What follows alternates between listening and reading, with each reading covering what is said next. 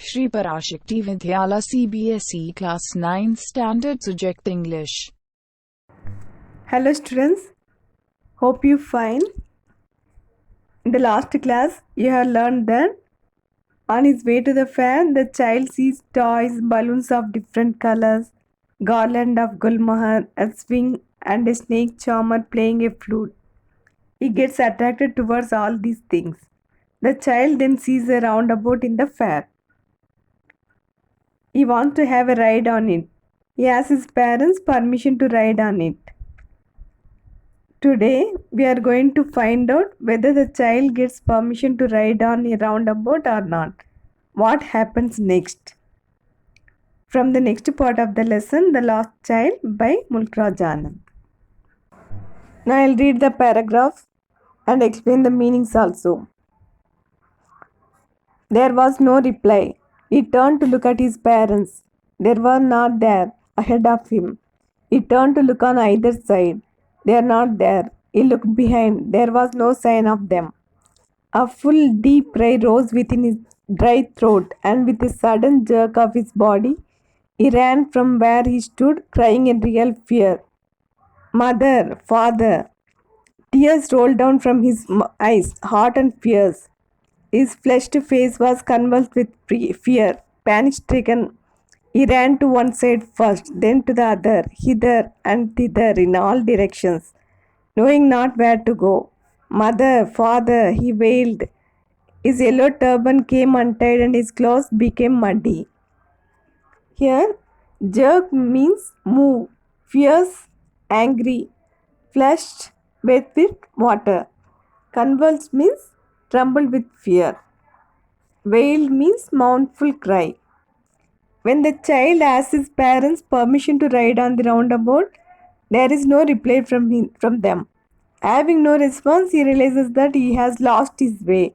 He starts crying bitterly at once and runs here and there in search of his parents in all directions, calling in high pitch of his voice, "Father, mother."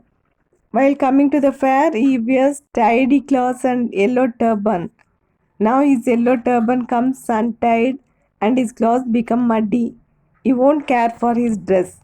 He simply cares for his lost parents who are precious for him than anything else in the world. Now I'll read the next paragraph. Having run to and fro in a rage of running for a while, he stood defeated, his cries suppressed into sobs. At little distances on the green grass, he could see through his filmy eyes men and women talking. He tried to look intently among the patches of the bright yellow clothes, but there was no sign of his father and mother among these people, who seemed to laugh and talk just for the sake of laughing and talking. Here, sob means weep. Intently means attentively or closely. He runs in search of his parents for a while. He feels disappointed when he fails to find them. He stands defeated and starts crying. At a little distance, he sees a crowd standing at a short distance. He runs there and searches for his parents there also. But there is no sign of them. There, men and women are chatting with each other. No one pay attention to him. I'll read the next paragraph. He ran quickly again, this time to a shrine to which people seemed to be crowding. Every little inch of space here was congested with men, but he ran through people's legs, his little sob lingering. Mother, father. Near the entrance to the temple, however, the crowd became very thick. Men jostled each other, heavy men with flashing and murderous eyes and hefty shoulders.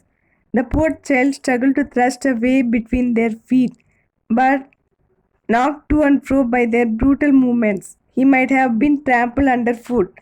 Had he not shrieked at the highest pitch of his voice, "Father, mother!"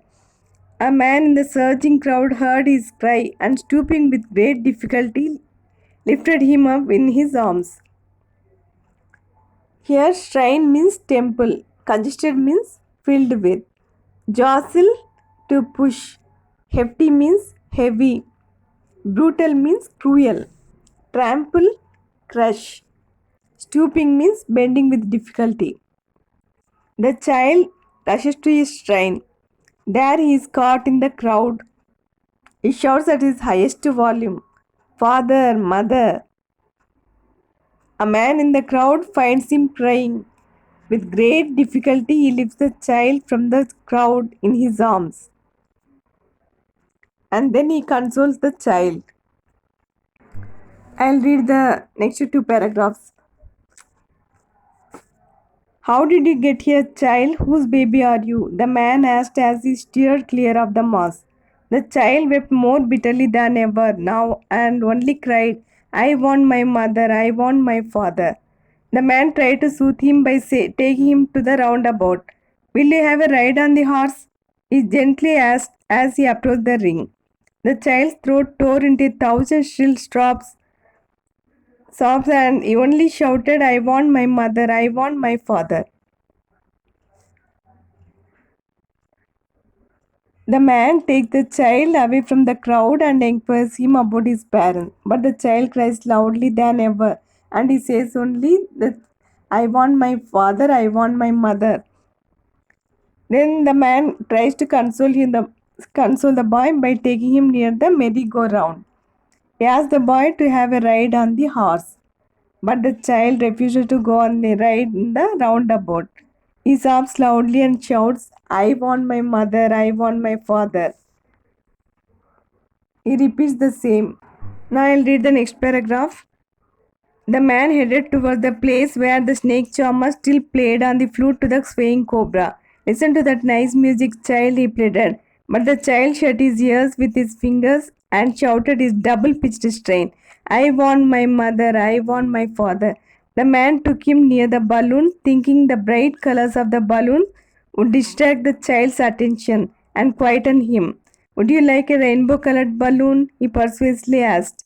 The child turned his eyes from the flying balloon and just sobbed, "I want my mother, I want my father." Here, quieten means make calm. Persuasively means making ready. The man takes the child to the place where the snake charmer is playing on the flute to the swaying cobra. In order to calm the boy, he asks the boy to listen to the nice music. But the child shuts his ears with his fingers and cries bitterly and shouts, "I want my mother, I want my father." Then the man takes him to the balloon man, selling different colored balloons. In order to distract the child's attention and to soothe him, he offers to have a rainbow colored balloon. But the child turns his eyes from the flying balloon and sobs again, "I want my mother, I want my father." Now I'll read the next two paragraphs.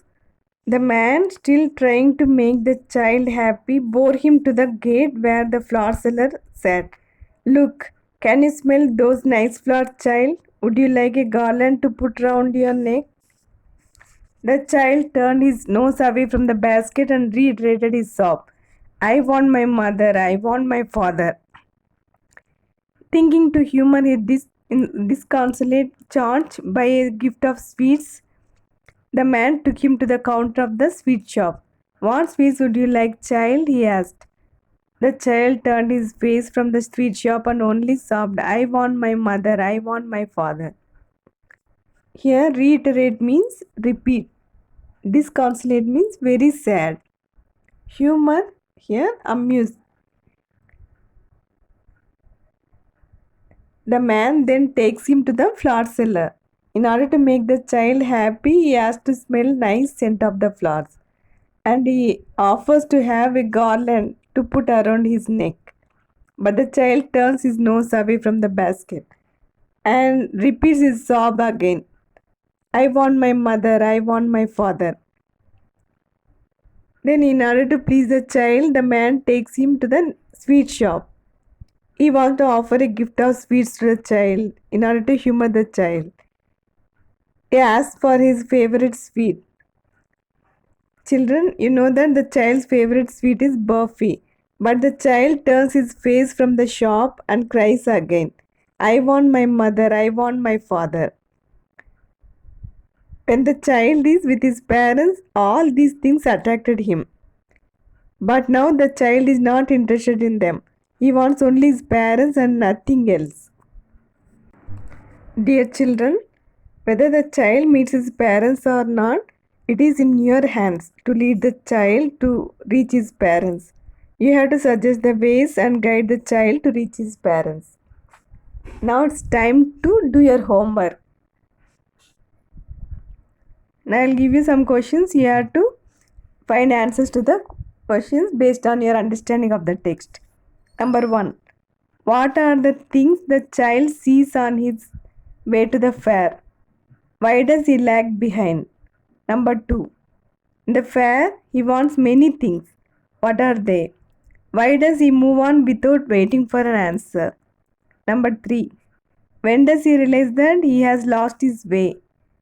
How have his anxiety and insecurity been described? Fourth one.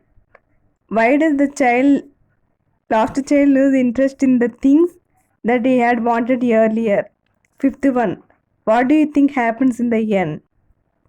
Does the child find his parents? Thank you. I'll discuss answers in the next class.